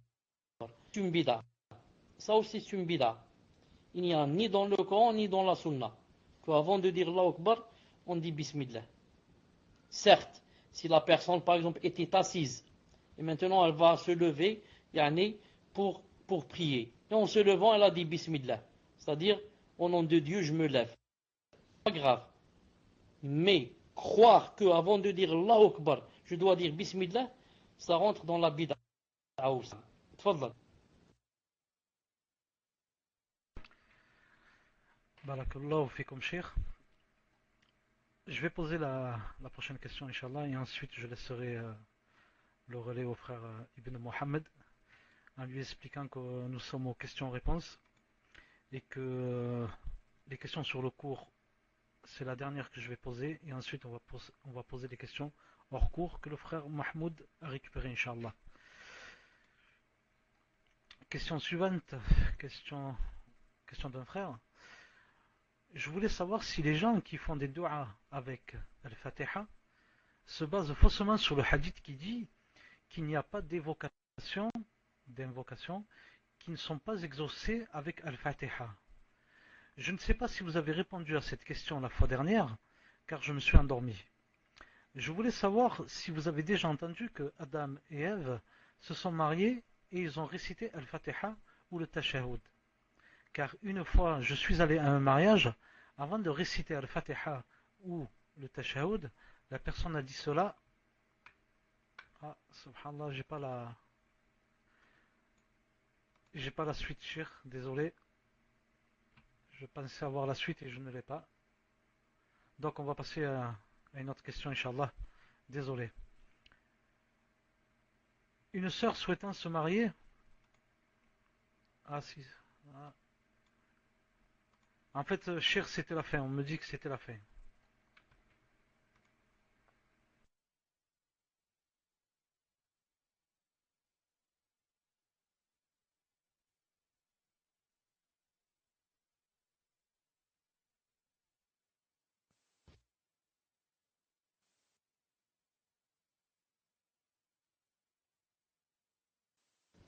Donc, je n'ai pas entendu la question, à part que ce que tu as dit sur Adam et Hawa quand ils se sont mariés, le Fatiha, etc. Tout ça, c'est pas vrai. La Fatiha n'existait pas encore.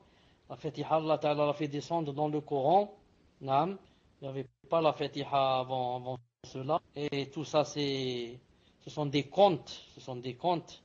Naam. Il n'y a rien d'authentique en ce sens. Naam. Tfadal.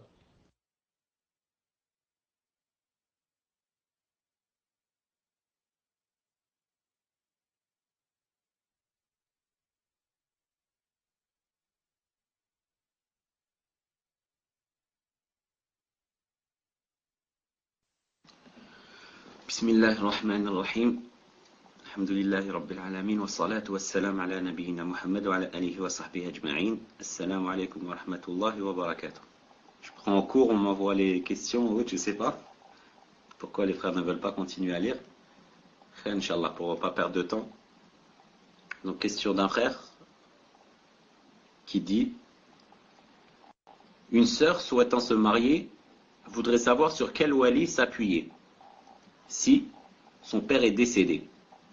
Elle a 6 frères, dont un qui prie, mais qui est en prison. Et ce frère ne veut pas qu'elle se marie sans raison. Et il la bat tous alors qu'elle ne fait rien sauf le ménage et les repas. Afin ne m'envoie rien, alors qu'elle ne fait rien sauf le ménage et les repas. Et elle a un oncle qui ne leur adresse plus la parole. Mais on ne sait pas si elle a fait la shahada ou non. Donc je vais répéter, cher. Son père est décédé. Elle a 6 frères, dont un qui prie, mais qui est en prison et qui ne veut pas qu'elle se marie. Ils la battent tous, alors qu'elle ne fait rien sauf le ménage et les repas. Et elle a un oncle qui ne leur adresse plus la parole, mais on ne sait pas s'il a fait la shahada ou non. Donc vers qui se tourner pour être son wali?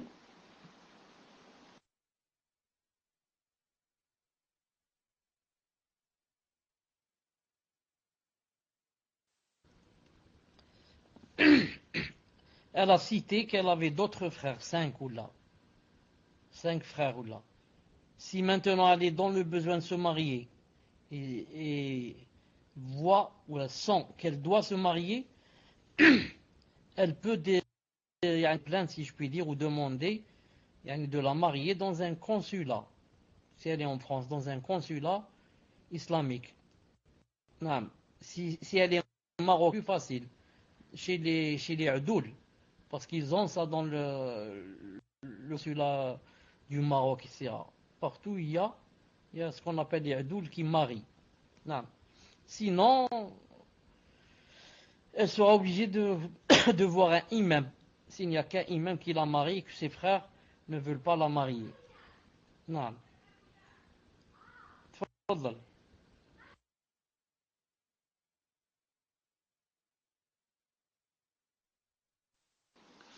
Barakallahu fikum, cher. Question suivante. Il y a un frère qui dit, donc il y a un message que je vous enverrai, Inch'Allah, cher. Car vous avez remarqué, cher, je ne vous lis plus les invocations des frères et des sœurs ni leurs messages. Et j'estime que si leurs invocations sont vraiment sincères, le fait qu'ils les fassent seuls et qu'ils se tournent vers Allah Azza wa Jalla pour les faire, c'est plus pertinent, je pense, cher, que des envoyer ici, qu'on les lise à travers le salon, etc. Alhamdulillah, donc j'ai bien fait.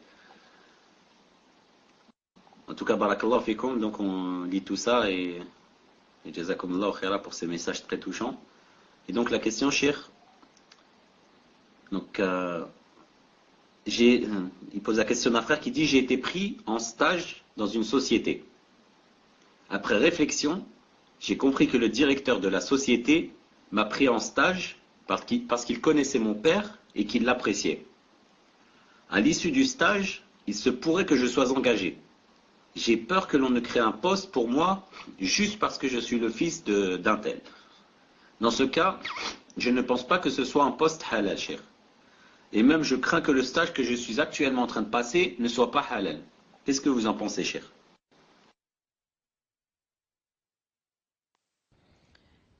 Je n'ai pas compris. Pourquoi ce serait pas halal? Si celui qui a comment ça s'appelle, cette compagnie ou cette société, il veut ajouter de nouveaux postes. Et il veut spécialement un poste pour toi à cause de ton père et lui faire plaisir et ajouter un poste. Où est l'interdiction? Je ne comprends pas. Il faudrait qu'il me dise c'est quoi l'interdiction pour que je comprenne. Peut-être qu'il y a des choses, des transgressions à des lois que je ne connais pas. Non.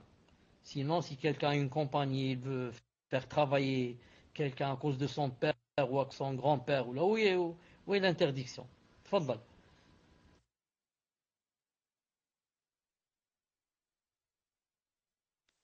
Allahu a'lam, cher. Je pense que lui, il estime justement que comme il n'est pas pris pour ses compétences, mais uniquement pour son père, C'est comme si c'était ma'rifa ou autre et que peut-être ça n'est pas licite, mais en attendant donc plus de précision, je vous lis la question suivante, cher.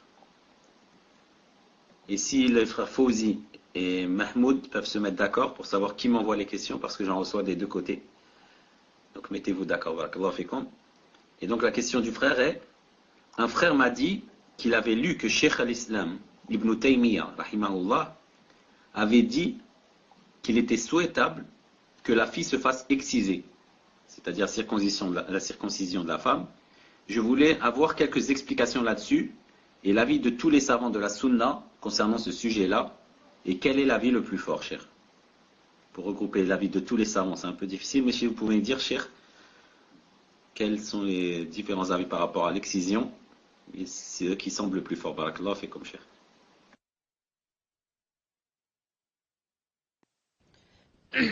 Reprenez-moi si je me trompe. L'excision, donc, c'est ce qui est par rapport à l'homme, la circoncision, n'est-ce pas? Est-ce que c'est cela? Alhamdoulilah. Je dis, la circoncision pour l'homme, s'il ne la fait pas, il aura des péchés. Sauf quoi? Sauf si par exemple le médecin lui déconseille, lui dit, si tu fais cela, tu risques de tomber malade ou de mourir ou. Le premier à être circoncis, c'est qui? C'est Ibrahim alayhi salam. Il s'est circoncis à l'âge de 80 ans. 80 ans. Donc regardez, 80 ans, il n'a pas dit que je suis vieux et ça ne se fait pas. Et la première des femmes à avoir fait l'excision, ou comment ça s'appelle, la circoncision, c'est qui? C'est sa femme. C'est qui? Sa femme Hajar. Et celle qui lui a fait l'excision ou la circoncision, c'est qui? C'est Sarah. C'est sa première femme, Sarah. Al-Muhim. Conclusion. Pour l'homme, c'est obligatoire. Pour la femme, l'avis le plus fort et l'avis qui a des dalils et l'avis de la plupart des savants, c'est que pour la femme, c'est seulement conseillé, que ce n'est pas obligatoire. C'est seulement conseillé. Ils ont dit sunna, c'est tout. Et certains ont dit mubah, tout juste permis. Tout juste permis. Et d'autres ont dit maximum, c'est quoi? C'est conseillé et ce n'est pas obligatoire. Ce n'est pas comme l'homme, s'il ne fait pas, il a des péchés. Ensuite, vu que les organes génitaux de l'homme et de la femme ne sont pas semblables. L'homme, s'il ne fait pas la circoncision, même du point de vue, quand il va faire la salate, il aura des problèmes. Car il y aura toujours des gouttes d'urine qui resteront dans son organe génital. La femme, non. Car l'organe génital de l'homme, s'il ne lui enlève pas la partie qui est en plus, qu'on fait pendant la circoncision, il va rester des gouttes d'urine dans cette partie-là. Et quand il va prier, il risque donc que sa salate ne soit pas valide. La femme n'a pas ce problème. Donc même question de salate, elle n'a pas ce problème. Et ensuite, même question de maladie, les gouttes qui vont rester dans cette partie qui n'a pas enlevé, ça peut, ces gouttes, ça peut se transformer en un microbe et ça peut aller même très grave. Naam. Tfaddal.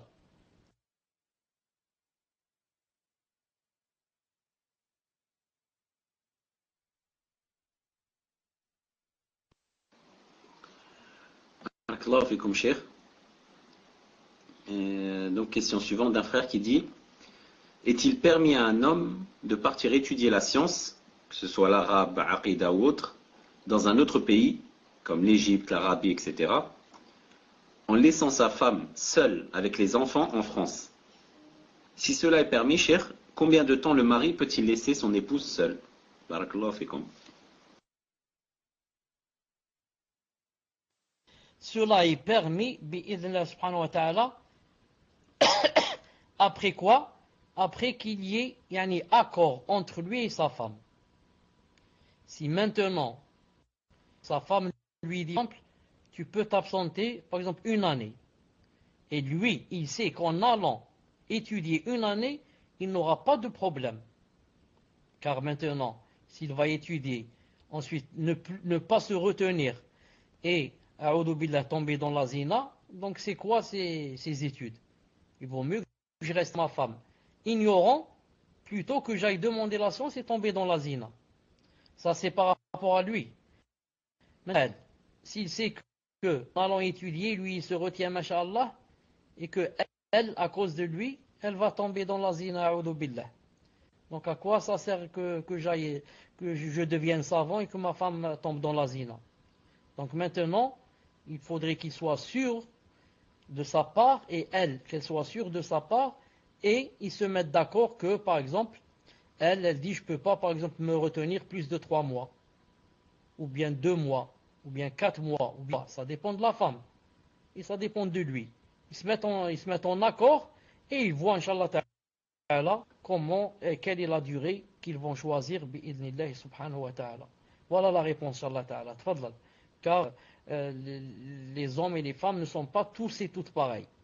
Il y en a qui se retiennent facilement, et il y en a qui ne peuvent pas se retenir.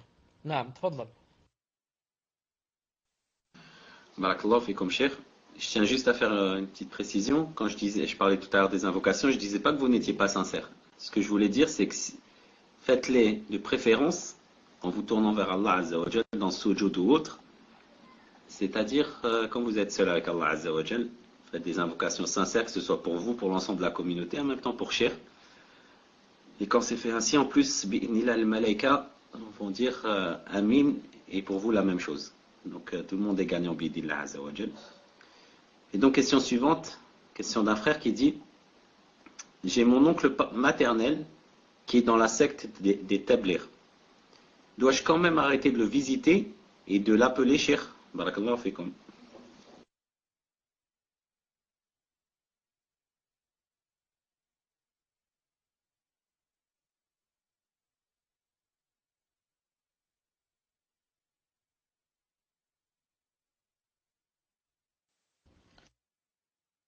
Qu'est-ce qu'il a dit à la fin? Est-ce qu'il a dit de l'appeler? Est-ce qu'il veut dire que j'arrête de l'appeler par téléphone?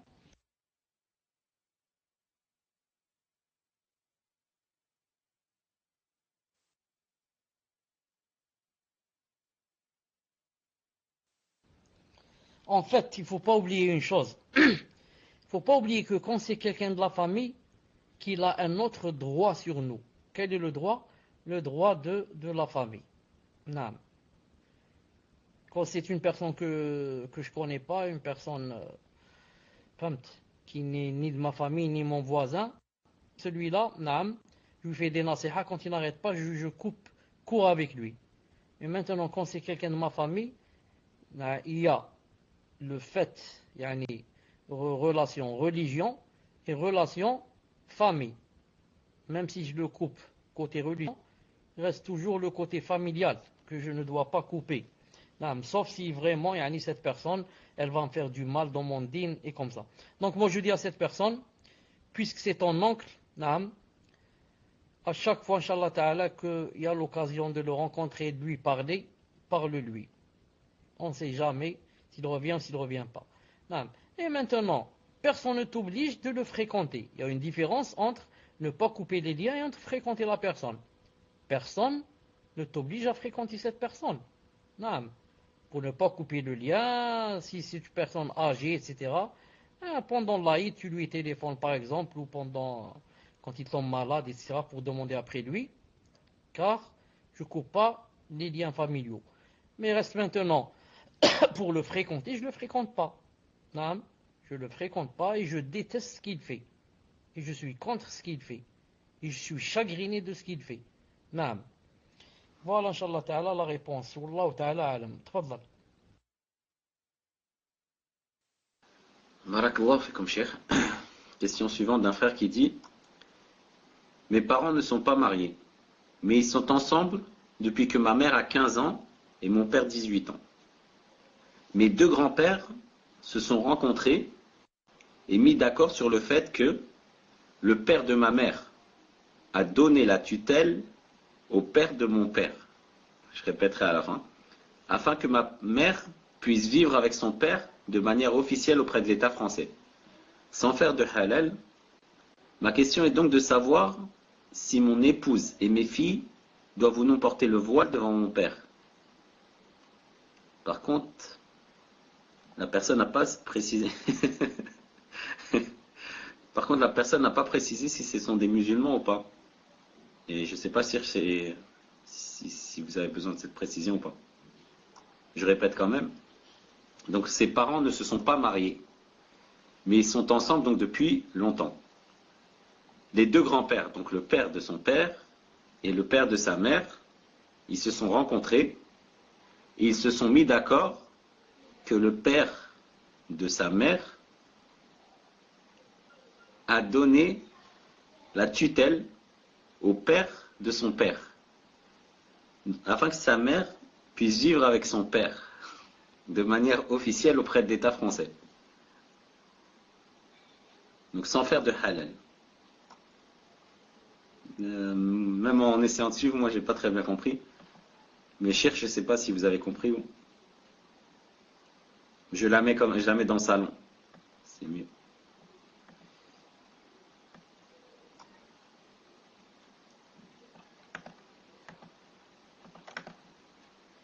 تفضلوا شيخ.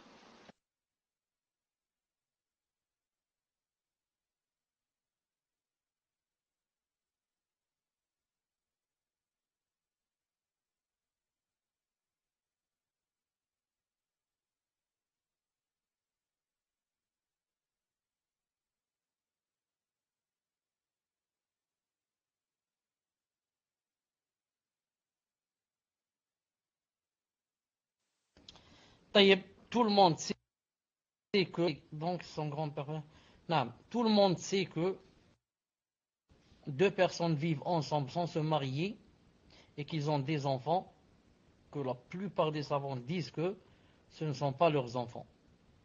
Ce sont des enfants biologiques, ou alors les parents sont des parents biologiques. Ou alors, disons, le père est un père biologique, pas la mère. La mère, c'est toujours la mère. Non. Même si une femme, même si elle a fait zina, sa fille, c'est sa fille. Elle s'affilie à elle, elle l'hérite et elle hérite d'elle, et comme ça. Par contre, le père, il est biologique. Donc le grand-père n'est pas aussi le père, n'est pas aussi le grand-père. Parce que si son fils, c'est un père biologique, donc le père aussi, je veux dire le grand-père, donc lui aussi il est biologique. Donc si c'est comme ça, c'est normal que la personne doit porter le voile. Non, la personne doit porter le voile. Je vous ai dit, sauf qu'il y a une fatwa de Cheikh Ibn Uthaymin, rahimahullah ta'ala. C'est pour ça que la personne n'a pas dit ici si ce sont des kofars ou ce sont des musulmans. Sauf la fatwa de Cheikh Ibn Allah qui a dit que il y a ici des gens qui vivent dans le coffre et croient et pensent que en vivant ainsi les enfants sont leurs enfants. Il a dit ce sont leurs enfants. Mais je n'ai entendu que parmi les savants contemporains, sauf Cheikh Ibn Uthaymin rahimahullah, qui Tfaddal. Sinon, tous ils sont unanimes pour dire que c'est seulement un père biologique et pas le vrai père. Tfaddal.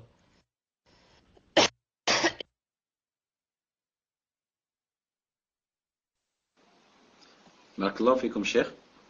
Question suivante d'une sœur qui dit: j'aimerais savoir si cela est permis à la femme d'aider son prétendant afin de regrouper de l'argent pour payer la dot. Les parents du frère lui ont imposé une somme et il n'a pas les moyens de trouver tout cet argent puisqu'il ne travaille pas. Le frère et la sœur n'arrivent malheureusement pas à patienter. Donc est-ce légiféré de faire cela sans en parler à son tuteur, sachant que du côté de la sœur, il y a eu quelques problèmes également. Barakallahu fikum cher. Afouane, j'ai pas entendu. J'ai pas entendu le début. Qu'est-ce que tu as dit au début? Donc la sœur demande si c'est permis à la femme d'aider ceux qui est venu la demander en mariage, de regrouper la somme pour payer la dot, car les parents du frère lui ont imposé une somme. C'est les parents du frère qui ont imposé une somme et il n'a pas les moyens de trouver tout cet argent.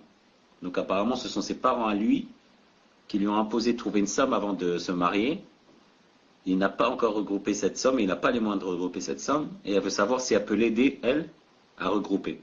Mais ce qui est bizarre, cher, c'est qu'elle dit pour payer la dot. Et donc c'est les parents du frère qui imposent la dot de la sœur. C'est ça que j'ai pas très bien compris, et je sais pas si vous aussi, cher. Non, mais c'est pas logique. C'est pas logique. La dot, c'est la femme qui la demande, qui l'impose. Ou alors, dans certains, le père, ils ont la famille de la prétendante, pas le prétendant. Donc elle peut l'aider en disant carrément que yani, je n'ai pas besoin de cette somme. S'ils ont demandé 10 000 euros, elle dit non, j'ai besoin seulement 100 euros. Elle lui facilite. Donc je vois pas comment yani, ils imposent. Ils peuvent pas. Donc c'est pas très clair pour moi. C'est pas très clair pour moi. Tfadal.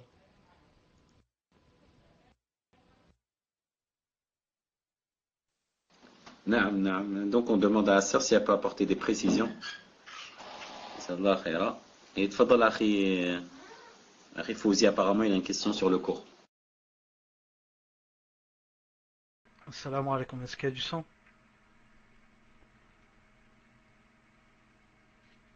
Alhamdulillah.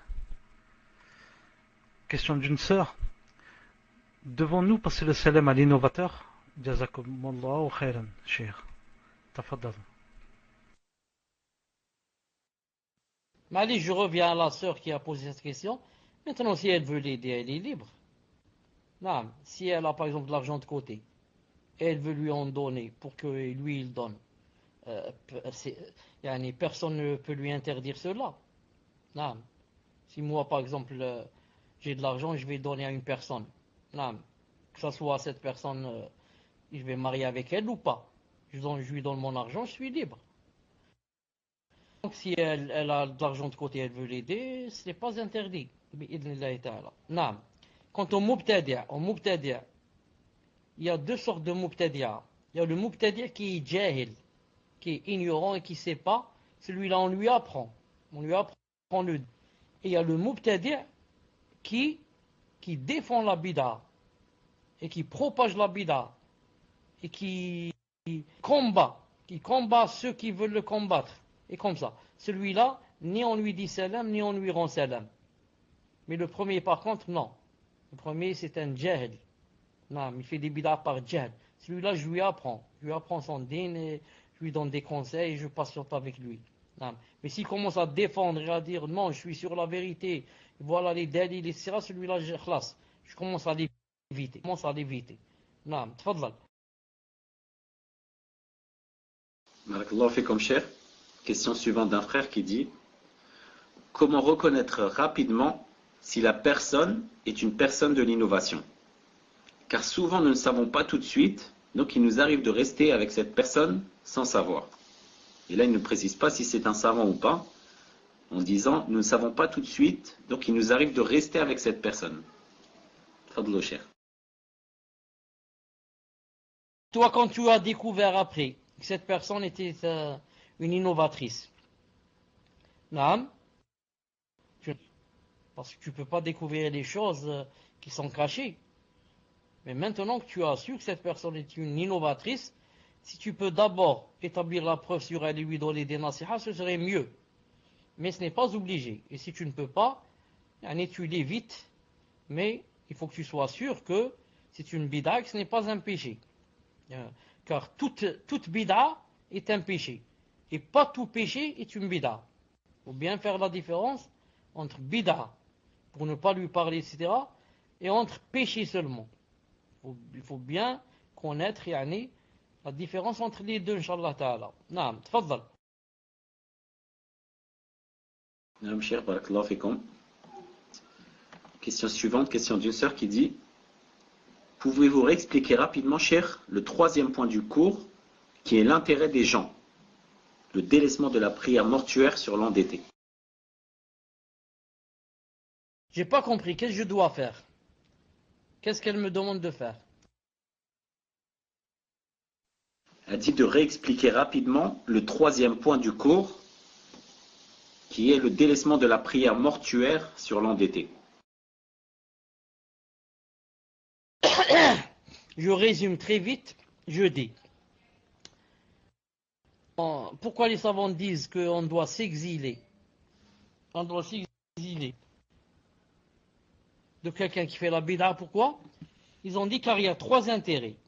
Premièrement, l'intérêt du mubtadi' lui-même, c'est pour qu'il revienne vers Allah subhanahu wa ta'ala.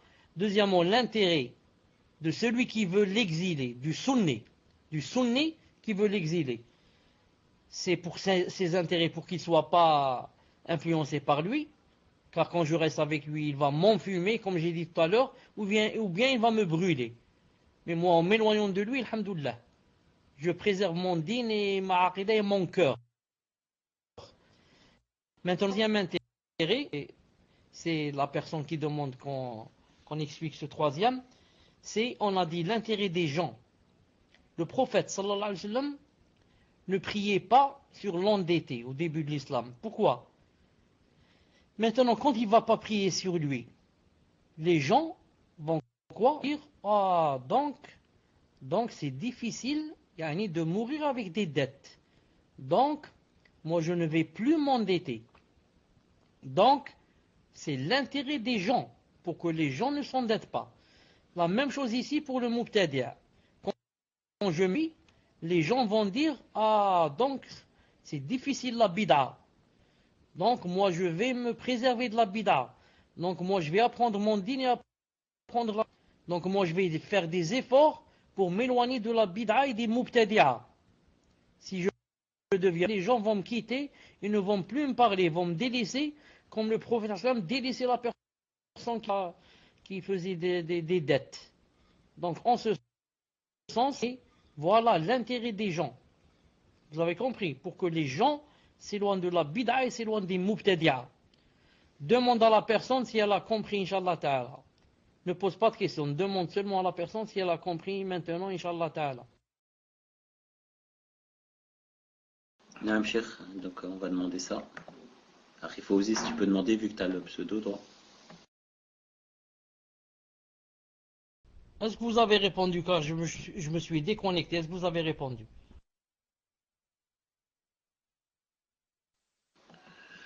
Donc frère Fauzi lui a demandé, ouais, alhamdoulilah, elle a bien compris. Et donc Cheikh, je passe à la question suivante.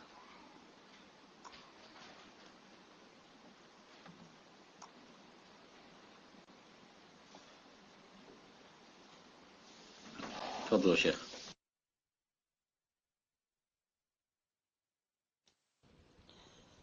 Naam, est-ce que vous m'entendez?